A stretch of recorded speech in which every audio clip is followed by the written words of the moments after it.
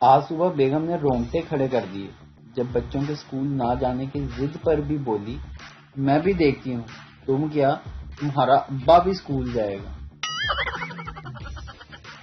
ایک شخص کی مرتے وقت کی وصیت، بڑے بیٹے سے، تم ڈیفینس والے 15 بنگلے لے لینا، چھوٹے بیٹے سے، میں تم سے بہت پیار کرتا ہوں اس لیے تمہیں گلشن والی 20 کوٹھیاں دے رہا ہوں، اور بیگم صدر والے فلیٹس تمہارے ہوئے۔ پاس کھڑی نرس بہت متاثر ہوئی اور اس کی بیوی سے بولی، آپ کے شوہر کتنے امیر ہیں؟ بیوی بولی، وہ منحوس تو دودھ والا ہے، اپنے گاہکوں کا بتا رہا ہے۔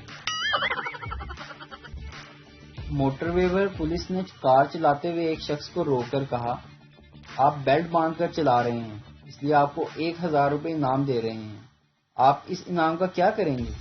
اس شخص نے خوشی میں جواب دیا، میں اس انعام سے اپنا ڈرائیونگ لائسنس بنواؤں گا۔ ساتھ والی سیٹ پر بیٹھی اس کی ماں بولی، اس کی بات پر یقین نہ کرنا، یہ شراب پی کر فضول بولنے لگتا ہے۔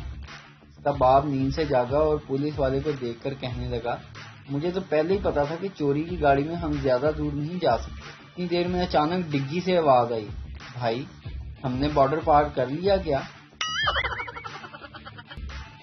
ٹرین میں 2 بوڑھی عورتیں آپس میں باتیں کر رہی تھیں۔ ایک نے دوسری سے پوچھا، تمہاری کیا عمر ہے؟ پہلی، 20 سال۔ اور تمہاری کتنی عمر ہے؟ دوسری، 17 سال۔